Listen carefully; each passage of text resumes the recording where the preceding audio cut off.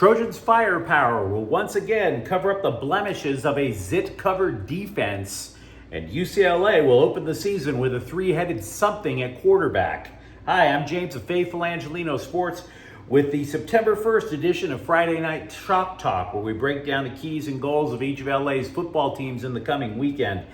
We will talk about USC and UCLA tonight. The NFL is paused for a week between the preseason and regular season, so we're still going to wait to talk Rams and Chargers. If you enjoyed talking about USC and UCLA, don't forget to subscribe to the channel. So we're going to start off with the Trojans because they've already played and we have a little bit more data. Just like last week, the Trojans are going to win. They're going to beat Nevada. That is not a hot take. There are 133 teams in major college football. USC came into the season ranked 6th. I have seen Nevada ranked 101st. The best thing I know about Nevada is that the Wolfpack have a couple of linebackers that people like, and that they've got a few transfers from the Pac-12. Bottom line, the Trojans are going to once again score at will, and it would not surprise me to see them pass the 56 points that they dropped on San Jose State last week. But I have to repeat this because the Trojans, again, 6th ranked. This team has to go big game hunting. It's not going to be a problem for them to beat Nevada. They have to be looking at the college football playoffs. And USC will not be a threat to the national title, nor would they be a threat to the Pac-12 title if the Trojans can't stop the other team. Straight and simple. Last week, I forecast that in order to show needed defensive improvement, USC would have to keep the Spartans way below their 2021 average offensive output. And what did San Jose do? Well, they scored 28 points, which is more than what the Spartans averaged in a game last week. Moreover, any offense should be pretty happy, excited even, if you hit 150 rushing yards and the Spartans rush for 198 on the Trojans. None of that is good, despite the happy talk from the USC coaching staff this week. Oh, there's progress. Oh, it was just a couple of plays where we looked bad. Guys, those were the exact same quotes that we heard last year. We heard those quotes last year. Yes, they added new talent, but is it the same story? I honestly hope I'm not guilty of overreacting.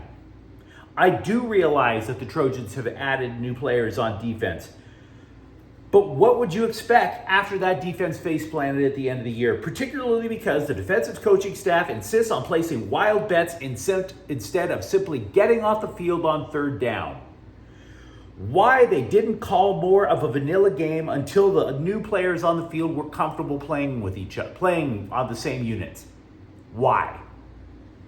So Caleb Williams looks terrific last week. He'll look terrific on Saturday.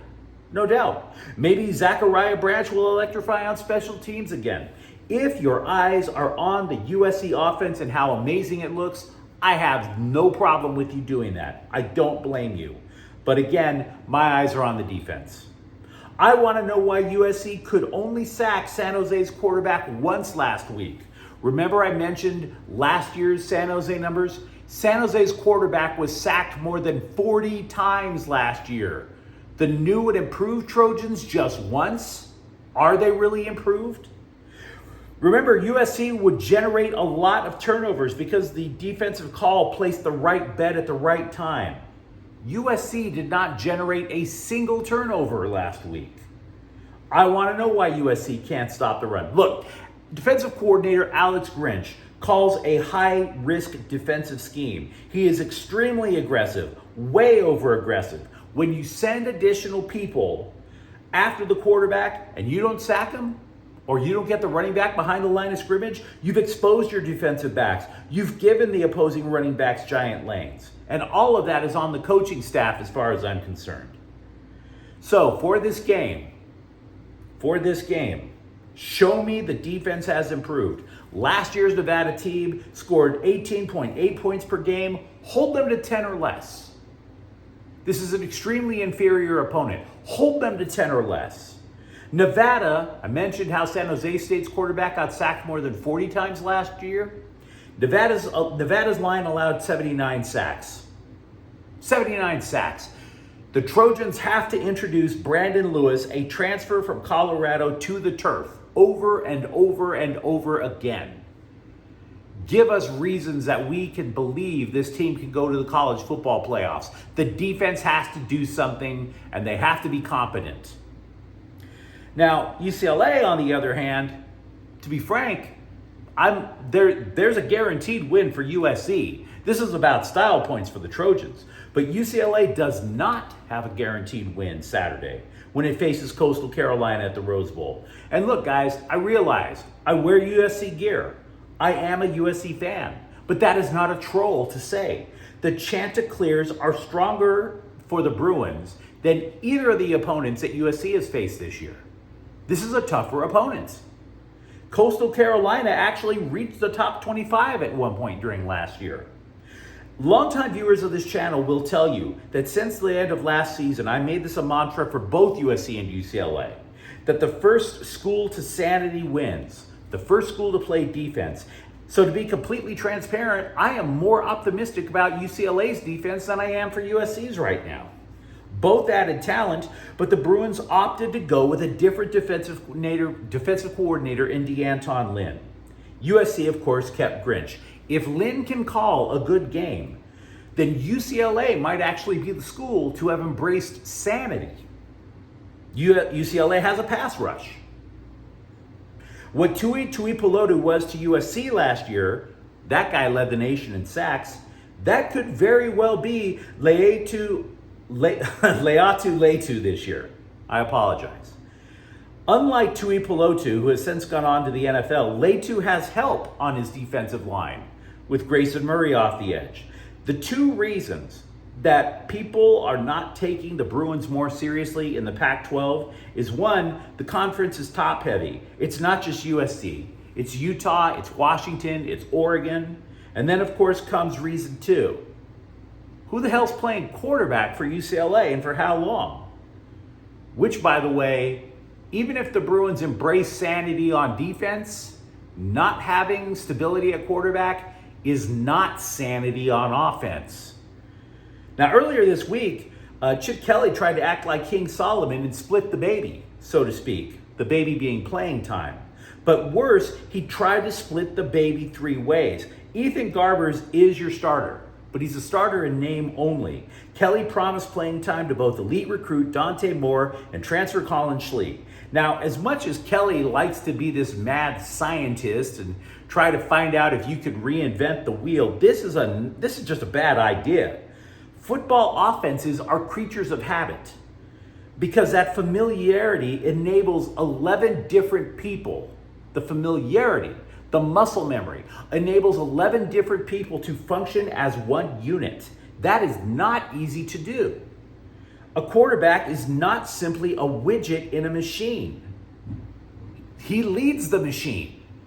There are different ways of throwing the football, different skill sets, different methods of leadership, even a different way of calling out a pre-snap cadence. The other 10 players on offense know this. Receivers are constantly chattering about what quarterback throws a better ball, a better post route, a better slant. So exactly how much playing time do these people get? And is it going to be 3 quarterbacks until it's 2 and then it's 1? Or is it going to be 3 all year? Does Garbers get a half and then the other 2 get a quarter each? Maybe they alternate every drive? Even worse, what happens if Coastal Carolina gives the Bruins a game? Which, by the way, they can. I think Kelly believes he can get away with this three-headed monster approach because the Chanticleers only returned 4 defensive starters. None of them, by the way, are in the defensive backfield, which means UCLA's receivers might just run amok. And if the Bruins get a lead, maybe you just choke out the clock. Have transfer running back Carson Steele get all the carries he wants.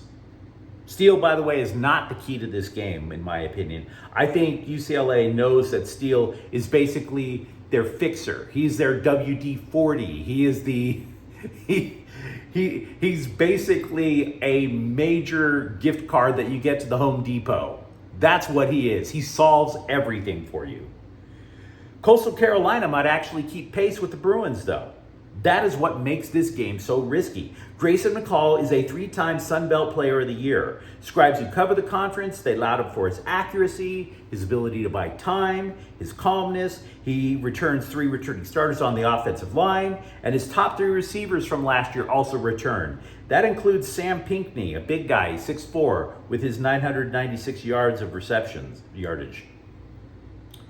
That makes Latu and Murphy the keys to the game, not Steele. Particularly Latu, because if the 2 newbies on the Chanticleer's offensive lines are at center and guard, you figure maybe UCLA runs some stunts up front to have basically overwhelm McCall. That's my belief. So to recap, USC will win simply based on its overwhelming offense against a profoundly inferior opponent. UCLA should win, but it wouldn't surprise me to see Coastal Carolina be an absolute handful. So if you enjoyed this preview, don't forget to subscribe to Faithful Angelino Sports. We're talking USC and UCLA virtually every day here. Don't forget to comment as well. Thank you for watching. I'm James. We'll be back tomorrow. Faithful Angelinos is a Kian Corte El Queso production. Take care.